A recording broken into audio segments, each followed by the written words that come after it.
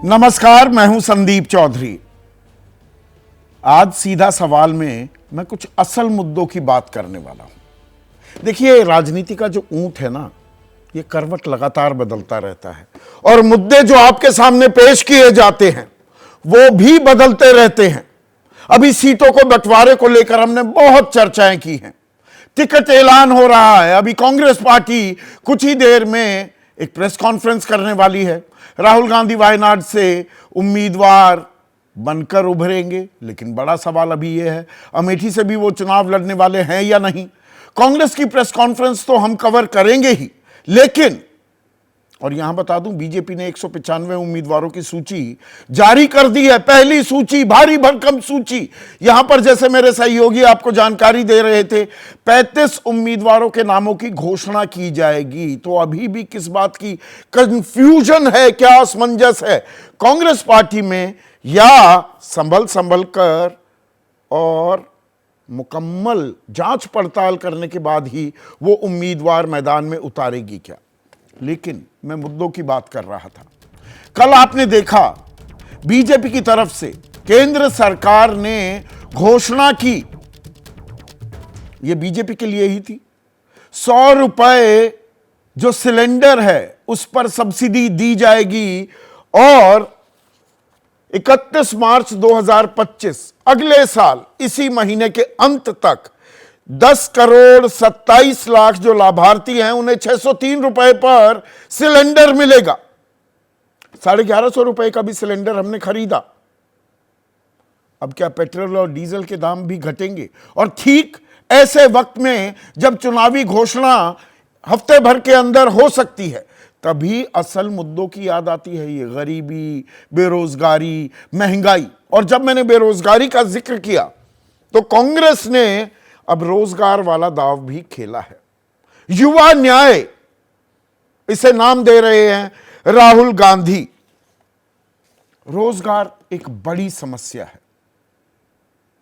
देश में। अजीम प्रेमजी यूनिवर्सिटी की माने तो 25 साल तक के जो ग्रेजुएट्स हैं, स्नातक हैं, 42.3% दरअसल वो बेरोजगार हैं। 2014 में जब पहली बार बीजेपी की सरकार, मोदी सरकार आई थी, तो एक बड़ा वादा क्या था? हर साल 2 करोड़ रोजगार की गारंटी, यानी कि 20 करोड़ रोजगार सृजित होने चाहिए थे।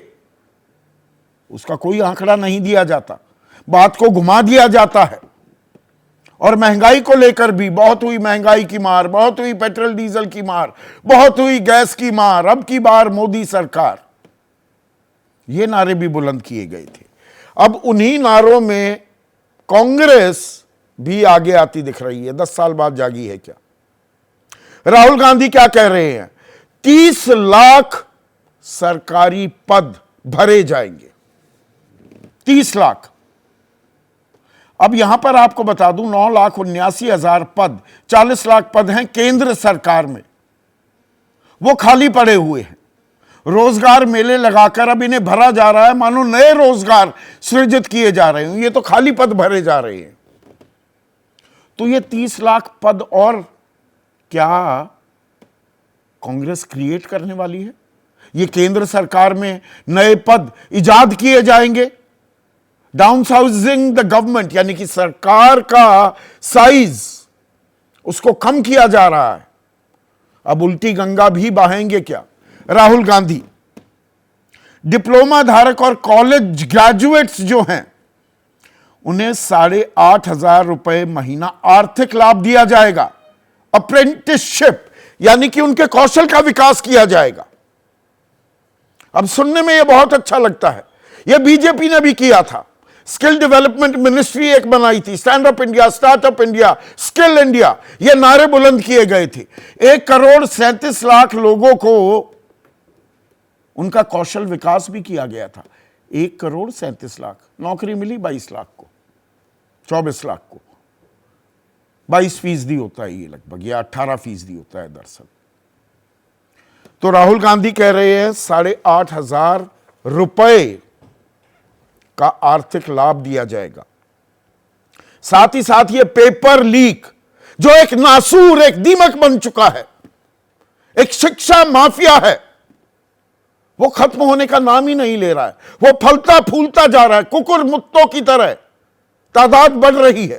रोज बरोज कोई खबर आ रही है। मैं 4-5 कार्यक्रम कर चुका हूं। तो सख्त कानून बनाए जाएंगे। सख्त कानून से काम हो जाएगा? कानून तो अभी भी सख्त है। 10 साल की सजा है, 1 करोड़ तक का जुर्माना है। संगठित अपराध की श्रेणी में पेपर लीक को लाया गया है।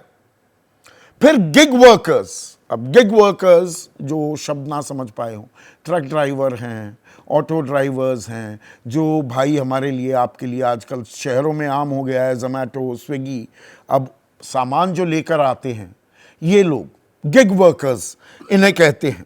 1 करोड़ 20 लाख इनकी तादाद है और हालत बहुत बुरी है। हम भी हत्थे से उखड़ जाते हैं। अरे 10 मिनट में खाना आना था, आप 15 मिनट में लेकर आए। 50-50 किलो के बैग लगाकर दौड़ते भागते फिरते हैं, चोट भी खाते हैं। और युवा रोशनी, यानी कि देश में जितने भी जिले हैं उनके लिए 5,000 करोड़ का स्टार्टअप शुरू किया जाएगा। और निगाह किस पर है? 40 साल से कम उम्र के लोग। ज्यादा निगाह किस पर? 18 से 29 साल का आयु वर्ग का जो तबका है, जो हमारे युवा हैं, देश का जो भविष्य है। 97 करोड़ लोग इस बार के चुनाव में वोट डाल सकते हैं। 97 करोड़। इनमें से 22 करोड़ युवा हैं। 20 करोड़ 20 से 29 साल वाले, 18 और 20 के बीच की उम्र के हैं 1 करोड़ 86 लाख। कुल मिलाकर 22 करोड़ लोग। और सीधा सीधा आसान सा गणित लगाऊं, 22.25% ये वोटर है। तो इन्हें साधने की कोशिश कर रहे हैं क्या राहुल गांधी? पर इसमें सवाल बहुत बड़ा है। सवाल ये सुनने में तो बहुत अच्छा लगता है, पर यह भी कहीं आधी हकीकत आधा फसाना तो नहीं, या सीधे सीधे कहूं मुंगेरी लाल के हसीन सपने तो साबित नहीं होंगे। जैसे 2 करोड़ रोजगार हर साल का वादा भी कहीं ना कहीं इसी तरह से साबित हुआ था। पैसा कहां से आएगा? देश के प्रधानमंत्री रहे कांग्रेस की तरफ से ही, 10 साल देश पर राज किया था जब कांग्रेस ने 2004 से 2014। डॉक्टर मनमोहन सिंह कहते थे कि पैसे पेड़ पर नहीं लगते। वो पैसा कहां से आएगा? Devil lies in the detail. Detailing कोई नहीं करता। यह भी एक कड़वी हकीकत है। वो बीजेपी हो, कांग्रेस हो, कोई भी राजनीतिक दल क्यों ना हो। अब पेपर लीक की ही बात बता दूं, 8 साल में 80 से ज्यादा पर्चे लीक हो चुके हैं। 2 करोड़ छात्रों पर सीधा असर पड़ा। 3 करोड़ छात्र हर साल इम्तिहान देते हैं, नौकरी नहीं मिलती। ब्रजेश कन्नौज का वो युवा डिग्री जलाकर आत्महत्या उसने कर ली थी। ऐसे में आज का जो सीधा सवाल है, अब आपके स्क्रीन पर आ रहा है। रोजगार क्रांति की बात हो रही है। राहुल की रोजगार क्रांति, कितना सच, कितनी भ्रांति। और 24 की लड़ाई असल मुद्दों पर लौट कर आई। अब गरीबी, महंगाई, बेरोजगारी कम से कम, और मैं इसको वेलकम करता हूं। चर्चा इन्हीं पर होनी चाहिए। इसी में देश का विकास छिपा है। इन्हीं मुद्दों को जब संभाल लेंगे, हल निकाल लेंगे, तो विश्व गुरु हमें बनने से कोई नहीं रोक सकता। चर्चा में मेरे साथ बीजेपी की तरफ से महेश वर्मा आज स्टूडियो भी आए हैं, तो अच्छा लगा। कांग्रेस की राष्ट्रीय प्रवक्ता राधिका खेड़ा, जेडीयू अब अहम घटक है एनडीए का, उनके राष्ट्रीय सचिव और राष्ट्रीय प्रवक्ता अर्थशास्त्र की बहुत ही बेहतरीन समझ रखते हैं राजीव रंजन। जीएसटी का बड़ा जिक्र होता है आजकल इस देश में। घनश्याम तिवारी, राष्ट्रीय प्रवक्ता समाजवादी पार्टी के, जाने माने अर्थशास्त्री। और ये जो इनफॉर्मल सेक्टर है, एमएसएमई सेक्टर है, ये गिग वर्कर्स हैं, इन पर अच्छा खासा अध्ययन करते हैं विजय सरदाना। और वरिष्ठ पत्रकार दबंग दिबांग भी हमारे साथ स्टूडियो में जुड़ चुके हैं। तो राधिका खेड़ा, ये रोजगार क्रांति आप लाने वाले हैं, सुनने में बड़ा अच्छा लगता है। एक एक करके 5 चीजें मैं आपसे पूछने वाला हूं। 30 लाख सरकारी पद आप भरने वाले हैं। 9,79,000 ही तो पद खाली थे। 40 लाख पद हैं केंद्र सरकार में, क्या 70 लाख पद आप क्रिएट कर देंगे? अब 30 लाख नए पद सृजित किए जाएंगे क्या? थोड़ी क्लैरिटी चाहिए। संदीप जी, सबसे पहले तो सभी को महाशिवरात्रि की बहुत बहुत शुभकामनाएं और सभी महिलाओं को इंटरनेशनल वुमेन्स डे की बहुत बहुत शुभकामनाएं। बहुत अच्छा लग रहा है, बहुत समय बाद मैं आपके शो पे आई हूं और एक असली मुद्दों पे जो चर्चा हम कर रहे हैं और आप जो उठा रहे हैं, जो एक्चुअल मुद्दे होने चाहिए जब चुनाव आए और चुनाव के बाद भी, क्योंकि यही मुद्दे हैं जो हमारे आम जीवन में हमारे को फर्क करते हैं।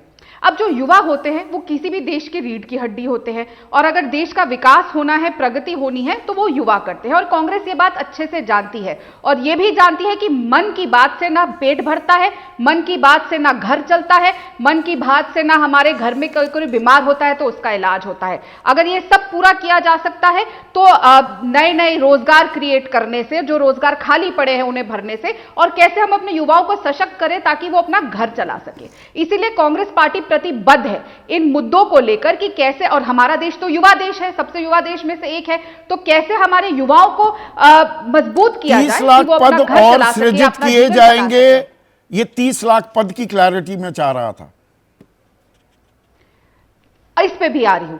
जो हमारे पास डेटा है कि कितने सारे स्टेट लेवल पे लेकर और भी जितनी भी गवर्नमेंट जॉब्स है, कई ऐसी नौकरियां हैं जो खाली पड़ी हैं, चाहे टीचर्स की हो, कई हो, तो उनको मिला के ये 30 लाख पद आते हैं। हो सकता है ज्यादा भी हो, बहुत सारी जगह है जहां पे, और सिर्फ ये नहीं, हम और भी रोजगार देने का काम करेंगे, क्योंकि जब तक युवाओं को रोजगार नहीं मिलेगा, जो इतने सारे इवल्स है सोसाइटी में, हम जानते हैं जब आप बेरोजगार होते हैं तो युवा किस तरफ जाते हैं, वो नशे की तरफ जाएंगे, कोई सुसाइड करता है, और आए दिन ये देखने को मिलता है जिनको नौकरी नहीं मिलती या उनका एडमिशन नहीं हो पाता। तो हमें ये इंश्योर करना है कि हमारे युवा यहां रहे और देश छोड़ के ना जाए, क्योंकि ये भी सच्चाई है कि पिछले 10 साल में जितना पलायन भारत से बाहर हुआ है वो आज तक नहीं हुआ है। क्यों? हमारे युवा पीढ़ी देश को आगे बढ़ाने की जगह बाहर जाके बाहर के देशों को आगे बढ़ाने का काम कर रही है, यहां पे नए रोजगार भी क्रिएट करने, और जो खाली पद, और जैसा आपने बताया एक बहुत बड़ी समस्या है जो हमारा पेपर लीक का मामला है, उसको भी हमने सॉल्व करना है। उसके लिए क्या तरीके लेकर आने, सिर्फ यहीं तक सीमित नहीं,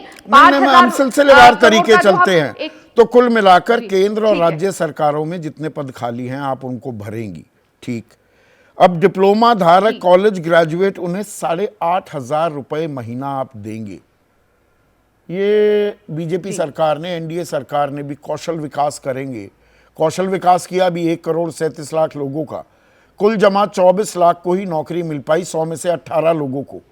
आप यहां पर कौशल विकास के नाम पर, ये कौशल विकास ही हो रहा है ना, डिप्लोमा और कॉलेज ग्रेजुएट्स को अप्रेंटिसशिप कराएंगे, कहीं कहीं नौकरी दिलाएंगे, वो अंतरिम तरीके से, फिर वो पक्की हो जाएंगी। पैसा कहां से आएगा? 22 करोड़ है रोज जो युवा हैं देश में। संदीप जी, आपने शुरुआत में डॉक्टर मनमोहन सिंह जी का एक बयान बोला था, लेकिन आज की जो सच्चाई, हर समय जैसे जैसे देश समय बदलता है, देश की अलग प्राथमिकताएं होती हैं। उस वक्त कुछ और थी, आज हमने बेसिक चीजें ठीक करी तो अब युवाओं पे आ रहे हैं। लेकिन यह भी सच्चाई है कि आज हमारे देश में 16 लाख करोड़ रुपए माफ हुआ है उद्योगपतियों का। उसका हम अगर आधा भी बचा लेंगे और माफ नहीं करेंगे तो सब चीज के लिए पैसा आ जाएगा। 16 लाख करोड़ रुपए अगर देश के उद्योगपतियों का माफ करने का है, जिस वजह से हमारा किसान आज भी अपना न्याय मांग रहा है, हर जना परेशान है, पर वो लोग तो अभी भी ऐश से जिंदगी जी रहे हैं। The rich have got richer and the poor have got poor, और ये सच्चाई है हमारे देश की आज। तो 16,000 करोड़ जब बचाएगा तो आप सोचिए उससे कितनी नौकरियां और आएगी, कितना युवाओं को पैसा जाएगा, कितना गरीबों में पैसा जाएगा, कितना किसानों के पास पैसा जाएगा, हर वर्ग के पास पैसा आएगा। सिर्फ एक सेट जो उद्योगपति हैं उन तक सीमित नहीं रहेगा। तो पैसा तो जी हमारे देश में बहुत है। जब हम लोग उस समय बैरल का प्राइस कितना था, आज बैरल का प्राइस कितना है, फिर भी हम ज्यादा पैसों पे पेट्रोल डीजल दे रहे हैं। और जब चुनाव आया तो 100 रुपए हमने सिर्फ कम कर दिया सिलेंडर, जो आप 500-600 का सिलेंडर मिलता था आज 1100 रुपए का है। तो पैसा तो ये सरकार बहुत इकट्ठा कर रही है। जीएसटी का पैसा जो प्रदेशों के पास जाना चाहिए वो भी नहीं जाता। तो ये सारा पैसा जो इस्तेमाल करके उद्योगपतियों को दिया जा रहा है वो रोक दिया जाएगा। चलिए, अभी 2 बड़े मुद्दों पर हमने चर्चा की है। एक मिनट राधिका, महेश वर्मा, पैसे का सही इस्तेमाल किया जाए, सही चैनलाइजिंग हो जाए रिसोर्सेज की, तो ये जो रोजगार के लिए युवा सड़क पर भटकता घूम रहा है वो चिंता दूर हो जाएगी, ये कह रही है कांग्रेस।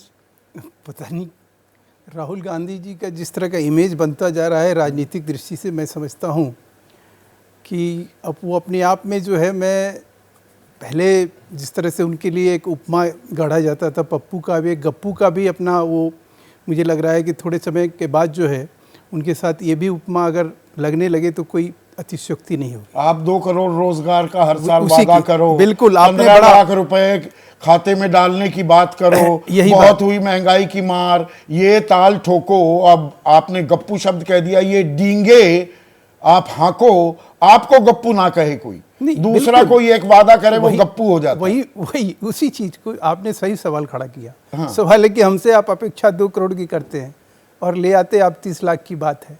हम 10,000 करोड़ की बजट में अरे तो प्रस्ताव कर आपने रहे हैं किया स्टार्टअप कहाँ, के। कितने रोजगार सृजित किए? साहब, मैं कह रहा हूं कि अभी तो जो राहुल गांधी ने मुद्दा उठाया, जो 4 मुद्दों के जरिए वो पूरे देश और दुनिया को बदलने चले हैं, जो उनका 4 ना उनके पास कोई रीजन ऐसा दिखाई दे रहा है अब तक, तो वो ये राज्य, असल मुद्दे नहीं है देश के। देखिए ये रियल मुद्दे हैं और इन मुद्दों को जो है हम इनसे कहीं मुख नहीं मोड़े हैं। उसी का नतीजा है कि आज कहीं बेरोजगारी दर अब से न्यूनतम स्तर पे कहीं है इस देश कितने में। न्यूनतम स्तर पर है? जो 8 से ऊपर झूल रही है, उसको आप न्यूनतम स्तर कहते हैं? मैं फिर 25 साल से कम उम्र के जितने ग्रेजुएट्स हैं, 42.3% अगर बेरोजगार हैं, आप आप कहते हैं कि ये न्यूनतम स्तर है। मैं फिर कह रहा हूं कि जिस चीज को आप समझने की और 60,000 जानने की कोशिश कर रहे पुलिस हैं, भर्ती, कांस्टेबल की भर्ती के इम्तिहान में पद थे 60,000, 48 लाख लोग आवेदन कर देते हैं। अरे साहब, ये तो मैंने पहली बार भारत में हो रहा है ऐसा। आप तो ऐसे बात कर रहे हैं कि जैसे इससे पहली अंदाजा बार, नहीं लगता इससे कि पहले बेरोजगारी 5-5 कितनी लाख बड़ी लोग, समस्या है। नहीं 5-5 लाख लोग अगर आवेदन कर रहे हैं तो वो गलत है। नहीं आपके गलत नजर में नहीं, गलत है। उससे ये और पता आप लगता उनसे है, नहीं पूछते हैं रोजगार की दरकार, जिन्होंने कंट्रेक्चुअल, हाँ, जिन्होंने कॉन्ट्रेक्चुअल नौकरी की एक परंपरा शुरू की। SC ST का जो हक था उसको मार दिया गया, जो OBC को आरक्षण मिलता था उसको मार दिया गया था, सुप्रीम कोर्ट में ले जाके 10 साल तक बैकलॉग लगा के, और जिस तरह से पूरे देश को, मतलब जो नौजवान थे जिनको समय से कोई चीज़ मिल जाना चाहिए था, उसको कहीं ना कहीं रोका गया, जानबूझ के रोका गया। और उसको रोकने के काम किसने किया? आप याद करिए, UPA सरकार में 2007 में जब इस तरह की चीज़ें शुरू हुई तो किसी ने उसके ऊपर, अगर आप ऑर्डिनेंस लाते, आप सुप्रीम कोर्ट में जो लंबित मामला था उससे कहीं दिगर आपको आपको 10 साल होने को आए ना साहब, मैं महेश कह रहा हूं, भाई, कब- आपको सरकार कब मना ने- कर रहा हूं? 1 मिनट सुनिए ना। आज 10 लाख करोड़ के बजाय 50 लाख करोड़ का इस देश में अगर बजट हो गया तो आपको लग रहा है कि भाई ये एक कहीं बजट हो करिश्मा गया, से युवा को कम है। क्या मिला? सुनिए अब तो। ये चार ये हम ये क्या कह रहे हैं? देखिए, कि आज सुनने को 5,000 तैयार करोड़- नहीं, स्टूडियो में 5 आने का पूरा भरपूर इस्तेमाल कर रहे हैं। देखिए, 40 लाख नौकरियां, नहीं, जो सवाल मैं पूछ रहा था अभी राधिका आप- से, 1 मिनट सुनिए ना। 40 लाख केंद्र में नौकरियां हैं, आपने 2 करोड़ रोजगार का वादा किया था, वो सरकारी ये भी नौकरी आंकड़े नहीं। गलत हैं। 1 मिनट, आंकड़े मेरे गलत नहीं नहीं होते। ये 40 लाख वाले भी आंकड़े गलत है सर। अच्छा, कितने हैं बताओ? सर मैं आपको बता रहा हूं, आज के केंद्र डेट में कितनी नौकरियां बताइए? सर केंद्र में अभी 14 से 15 लाख की वैकेंसी जो है आपकी है, उसके अलावा जितना है अरे रेस्ट मैं ऑफ कुल इंडिया, मिलाकर नौकरी कह रहा हूं। 40 लाख पद ही हैं, उनमें से 9,79,000 खाली पड़े हुए हैं। आपने तो 2 करोड़ रोजगार हर साल देने की बात की थी। रोजगार मेले आप 1.5 साल से लगा रहे हैं, उसमें ये 9,79,000 पद ही उनकी भरपाई कर रहे हैं और बेच रहे हैं ऐसे कि नई नौकरी दे दी, पुराने पद को भर रहे हैं।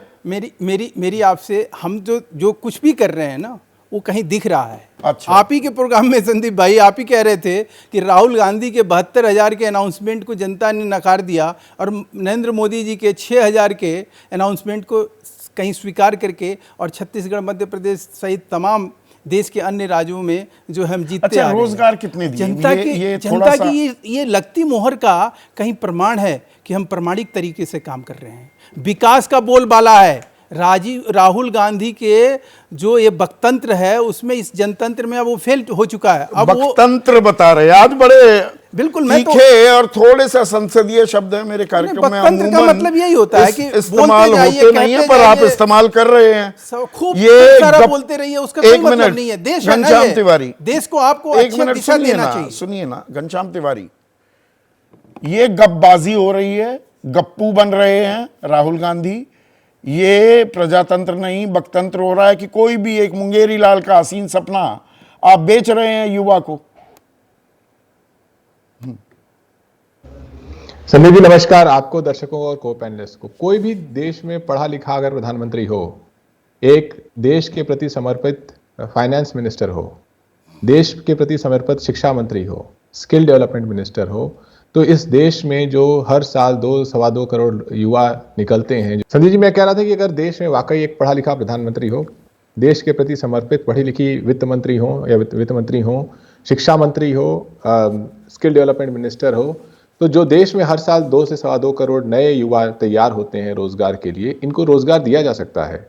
ये कोई असंभव काम नहीं है। असंभव तो वो था जब आप बेईमानी से कह रहे हैं कि हम 2 करोड़ रोजगार दे देंगे, बेईमानी थी। असंभव वो है जब आप रोज कह रहे हैं कि हमने 44 करोड़ मुद्रा लोन दिए हैं, यानी कि लगभग हर परिवार में 2 मुद्रा लोन दिए हैं। ये असंभव है, ये घोटाले हैं। और वो जो वर्तमान प्रधानमंत्री हैं उन्होंने घोटाले किए हैं।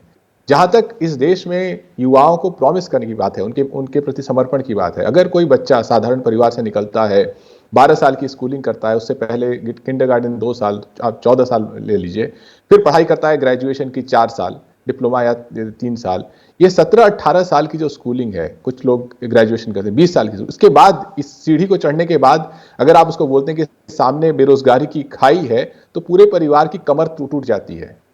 उस परिवार की कमर टूटती है जिसको पेट्रोल डीजल के दाम से आपने उसका कमर तोड़ा है, उस परिवार की कमर टूटती है जिसकी आपने सिलेंडर के दामों से कमर तोड़ी है, उस परिवार की कमर टूटती है जिसको आपने एमएसपी के न देकर के कमर तोड़ी है, और जिसको आप लगातार बेवकूफ बना रहे हैं। आप लगातार तो यही तो सवाल पूछा जा रहा है कि कोरी गप आंकी जा रही है क्या?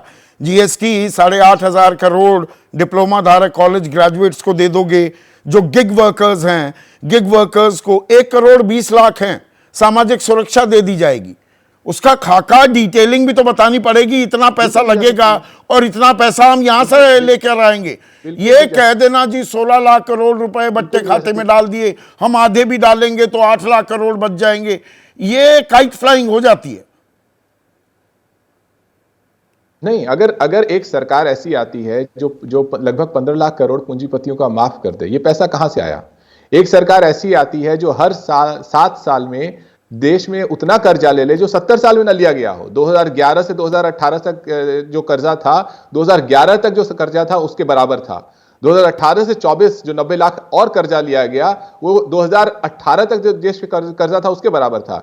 इस सरकार को न गणित आती है, न इसके जनता के प्रति समर्पण है, न इसको रोजगार से कोई लेना देना है। वरना दुनिया भर में ये मॉडल है संदीप जी कि आप कॉलेज में जाते हैं, वहां पे तरह तरह के आपके गिग वर्क्स आपको मिलते हैं, उसके आधार पर आपकी प्रोफाइल भी डेवलप होती है, कॉलेज खर्च का आपको पैसा भी मिलता है, उसके बाद रोजगार की सीढ़ी शुरू होती है। इस सरकार ने कहा कि हम इतने स्टार्टअप बना देंगे, हमने स्टार्टअप बनाए।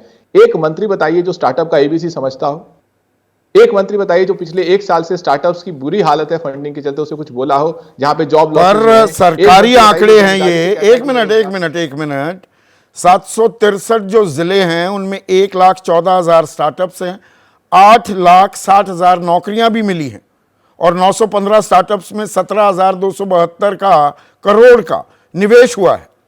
और मुद्दा है, असल मुद्दा रोजगार का मुद्दा। अब रोजगार क्रांति की जो ये बात हो रही है, जो ये खाका खींच रही है कांग्रेस, राजीव रंजन आप इसे वेलकम करते हैं। बेरोजगारी एक बड़ी समस्या है और इससे हम मुंह पलट नहीं सकते, ये मानते हैं आप? देखिए, निसंदेह नौकरियां बेहद अहम है, और नौकरियों के मामले में बिहार ने एक कीर्तिमान बनाने का काम किया है। इसलिए हम ये मानते हैं कि आज के सबसे बड़े जो सवाल हैं वो पॉलिटिकल पार्टीज़ को एड्रेस करना जरूरी है, और रोज़गार एक बड़ा सवाल है। लेकिन रोज़गार को लेकर के कांग्रेस के 50 वर्षों का जो इतिहास है, उनके शासन की अनेक सरकारें, केंद्र और राज्यों में जो भी उनकी सरकारें थी, उनके लिए रोजगार कभी प्राथमिकता के तौर पर उभर करके। राजीव रंजन, जब आप इंडिया के हिस्सा थे, 1 मिनट रोक रहा हूं, ये ना आप भी वही जो एनडीए के तमाम प्रवक्ता होते हैं, हिस्ट्री लेसन जरूर देना है हर कार्यक्रम में। कि जो कांग्रेस के 50 साल थे। अरे भाई, इसीलिए तो एनडीए की सरकार को चुना 2014 में, 2 करोड़ रोजगार के नारे पर तालियां पीटी युवाओं ने। तो अब पिछले 10 साल का भी तो लेखा जोखा देना होगा। और आपने बिहार की ताल ठोक दी, बिहार सरकार ने काम किया है। ये दरअसल नीतीश कुमार का काम है या तेजस्वी यादव ने जो दबाव बनाया और 2020 के विधानसभा चुनाव में बेरोजगारी को सबसे बड़ा मुद्दा बनाकर वो सबसे बड़ी पार्टी बनकर उभरे, शुरुआत वहां से हुई थी। देखिए, जिस तरह से राजीव गांधी जी ने 30 लाख नौकरियों का वायदा किया, तेजस्वी यादव के वायदे भी वैसे ही धरे के धरे रह जाते अगर संकल्प और मजबूत इच्छा शक्ति के साथ नीतीश कुमार जी ने इस वायदे को जमीन पर नहीं उतारा होता। दरअसल शिक्षा मंत्री जिनके जिम्मे, उनके विभाग के जिम्मे 2 लाख से ज़्यादा नौकरियां थी, उनका लगातार वो विवादों में किस लिए रहे? विभागीय प्रधान सचिव के साथ उनके टकराव की खबरें और सनातन को लेकर के उनकी विवादित टिप्पणियां। वो दफ्तर नहीं जाते थे और ये इलेक्ट्रॉनिक मीडिया में ये चीज़ें सब लोग जानते हैं कि उनका काफ़ी अपने कार्यालय से उनकी दूरी थी। वो जो नियमित दिनचर्या के कार्य थे उसमें भी उनकी दिलचस्पी नहीं थी। इसलिए बिहार में चाहे आधारभूत संरचना का सवाल हो, बिहार में महिलाओं को बराबरी का हक, चाहे पंचायती राज व्यवस्था से लेकर तमाम नौकरियों के आरक्षण से लेकर जो भी रोड मैप कोई देने को तैयार नहीं। पहली बार वो रोड मैप दिया जा रहा है क्या कि पहली नौकरी पक्की, अप्रेंटिसशिप की जाए, करवाई जाएगी, 8,500 रुपए दिए जाएंगे, गिग वर्कर्स को एक सामाजिक सुरक्षा की गारंटी मिलेगी। वो तो ऐसे ही बेचारे सड़कों पर दौड़ते भागते रहते हैं। देखिए संदीप जी, निसंदेह चाहे वो गिग वर्कर्स हों या जो जिनको आप 8,500 रुपए देने की बात करते हैं, होमवर्क इन्होंने किया नहीं और कभी उसमें उनकी दिलचस्पी नहीं है। अगर ये ब्रिटिश पार्लियामेंट्री सिस्टम का थोड़ा अनुकरण करते, विपक्ष में लंबे समय तक रहने का इन्हें अनुभव है और आगे भविष्य में भी लंबे समय तक रहना पड़ सकता है, कमज़ोर तैयारियों से आप एक बड़े जनादेश के साथ चुनी हुई सरकार का मुकाबला नहीं कर पाएंगे। आप शैडो कैबिनेट के तरह रोजगार से लेकर इन तमाम सवालों पर वैकल्पिक जो नीतिगत जो एक परिकल्पना हो सकती थी वो लेकर अगर आप आते, नहीं, परिकल्पना भी है, परिकल्पना भी है राजीव रंजन। जैसे अग्निपथ योजना है, ये अग्निवीर बनाने की 4 साल के लिए नौकरी 75% को वापस घर भेज दिया जाएगा, कोई पेंशन नहीं, कोई ग्रेट्युटी नहीं, और आप उसका विरोध करते थे। ये कह रहे हैं हम इसे बंद करेंगे, गलत कह रहे हैं। देखिए, सबसे पहली बात तो देखिए, एक बात बहुत ही साफ है, उन्होंने जो भी बातें कही, हम अलायंस में चाहे दूसरी तरफ भी रहे हों, तो इस बात को स्वीकार करना होगा कि इन फैसलों के साथ वो अनेक राज्यों में मैंडेट के लिए गए और राज्यों की जनता ने मुहर लगाई। कई बार एक्सपर्ट्स ने पैनल में कहा कि बेरोजगारी और महंगाई ये सवाल हैं, लेकिन आप नैरेटिव नहीं बना पा रहे हैं। और नैरेटिव क्यों नहीं बना पा रहे हैं? आप भरोसा नहीं पैदा कर पा रहे हैं कि आप जो कहेंगे वो कैसे करेंगे। मैंने इसीलिए कहा कि विपक्ष की भूमिका केवल युवा इसी असमंजस में फंसा रहेगा, दो झूलों में झूलता रहेगा क्या कि भाई किस पर भरोसा करें। जहां भरोसा भी किया जाए तो फिर वो भरोसा पूरा ना हो। यही कैच 22 में फंसा हुआ है युवा। राजीव रंजन, देखिए, 2 चीजें हैं। नहीं, मैं बहुत छोटा सा जवाब आपको दूंगा। देखिए, 2014 के 2 करोड़ नौकरियों का वायदा और उसके बाद 2 बड़े, एक तो मैं कहूँगा कि जो कोविड के संक्रमण के दौरान जो कुछ भी हुआ उससे पूरी दुनिया की अर्थव्यवस्था तबाह हुई है। अब कोविड ले आए, 2018 में बेरोजगारी दर 45 साल के सबसे ऊंचे स्तर पर पहुंच गई थी। नवंबर की बात है, ध्यान होगा आपको। नहीं, मैं वही कह रहा हूं कि मैं पूरी बात वही कह रहा हूं कि जीएसटी और नोटबंदी ये 2 ऐसे फैसले थे, इन फैसलों को आगे है। थोड़ा सा आज वक्त कम रह गया है क्योंकि कांग्रेस की प्रेस कॉन्फ्रेंस भी थी। विजय सरदाना, क्या ये जो खाका खींचा जा रहा है, अब राजनीति से थोड़ा सा परे हट जाते हैं क्योंकि आप एक्सपर्ट हैं। अब गिग वर्कर्स की बात हो, स्टार्टअप्स की बात हो, अप्रेंटिसशिप में पैसा देने की बात हो, क्या कुछ सोल्यूशन इस पर पूरा एक राजनीतिक विमर्श अखिल भारतीय स्तर पर उसकी जरूरत है, या ये बस राजनीतिक पोस्चरिंग हो रही है? संदीप जी, सबसे पहले आपको और सभी दर्शकों को, मेरे साथी पैनलिस्ट को प्रणाम। देखिए संदीप जी, अभी सब हम आंकड़ों की बात कर रहे हैं, एक आंकड़ा हमें और समझना पड़ेगा। हिंदुस्तान में करीब 30 करोड़ परिवार हैं और 50 करोड़ सोशल मीडिया यूजर्स। सवाल अब इस बात का है कि कोई भी पॉलिटिकल पार्टी अगर कुछ भी अनाउंस करती है, उसका डिटेल्ड एनालिसिस सोशल मीडिया पे पत्रकारों से जल्दी दुनिया करके एक दूसरे को सर्कुलेट कर देती। तो आज स्थिति हिंदुस्तान में जो अच्छी है वो ये है कि कोई भी आदमी पॉलिटिशियंस को फेस वैल्यू पे नहीं ले रहा है। वो अपना असेसमेंट करते हैं, ये देखते हैं कि इनका ट्रैक रिकॉर्ड क्या है, ये जो कह रहे हैं वास्तव में इसके पीछे आधार है या नहीं है, या ये सिर्फ चुनाव जीतने के लिए लॉलीपॉप का एजेंडा है। और जो आपने सवाल उठाया कि जो भी बातें कही गई, इसका एक्शन प्लान जब तक आप नहीं बताओगे तो आज जनता भरोसा करने से बचती है। और जनता फिर अब ये चाहती है कि यार जो चल रहा है उसको चलने दो, जो ठीक है करने दो, पता नहीं नए आएंगे क्या करेंगे। So people are becoming risk averse. आज एक्सपेरिमेंटेशन के नाम पे, मैं एक उदाहरण दे देता हूं, उसके बाद मेरी बात खत्म करूंगा। 2014 में चुनाव से पहले एक गुजरात मॉडल की चर्चा हुई थी। जनता ने उस पर भरोसा किया, अपनी मोहर लगाई। क्या राहुल गांधी साहब कोई इस तरह का मॉडल बता सकते हैं देश की जनता को, ताकि जनता उसकी स्टडी करे? तो मॉडल भी देना और भरोसा होगा, जताए। डिटेलिंग भी देनी होगी दिबांग। डिटेलिंग भी देनी होगी, डिटेलिंग ही नहीं देनी होगी, आपको भाषा भी ठीक करनी होगी। देखिए, आप इतनी बड़ी योजना की घोषणा कर रहे हैं और आप जहां हैं, जिन लोगों के बीच हैं, उन्हें आप ओला उबर बता रहे हैं, तो लोग एक दूसरे को देख रहे हैं। आप बता रहे हैं कि ऐसे सब स्टैंडर्डाइज होना चाहिए, पिज़्ज़ा डिलीवरी की बात कर रहे हैं, गिग वर्कर्स की बात कर रहे हैं। आप एक चीज़ को पेश करने का जो तरीका है, जो मैं बार बार कहता हूं, वो कांग्रेस पार्टी के लिए पास नहीं है। इतनी बड़ी योजना की आप घोषणा कर रहे हैं, आप ये चाह रहे हैं कि भाई इससे पूरा परिवर्तन हो जाएगा, हमारी जो लड़ाई चल रही है 2024 की, उसको आप इस तरीके से कर रहे हैं। और लगातार हमने बार बार ये देखा, हमने इस पर चर्चा भी की है, वही हमने यहाँ भी देखा, कोई बदलाव नहीं है। आप क्यों नहीं, आपने तालकटोरा स्टेडियम भरा, युवाओं को भरते जो अंग्रेजी भी समझते हैं, किस तरह से तालियों की गड़गड़ाहट होती। वहाँ 7-8 लोग ताली बजा रहे हैं, बाकी लोग समझ रहे हैं एक दूसरे को, पता नहीं क्या ये बात कह रहे हैं। पर एक खाका खींचना जरूरी है क्या? बिल्कुल, वो खींचा जा रहा है, उस पर चर्चा हो कम से कम। बिल्कुल, युवा ऐसे दरबदर तो ठोकरे खाता नहीं घूम सकता। बिल्कुल। अब वो दिन चले गए कि भाई आपने कुछ कह दिया और लोगों ने उसको मान लिया। आपको कहने का सलीका आना चाहिए, जो आपको कहना है उस पर आगे बात होती है कि आप कितने विस्तार से अपनी बात को रखते हैं।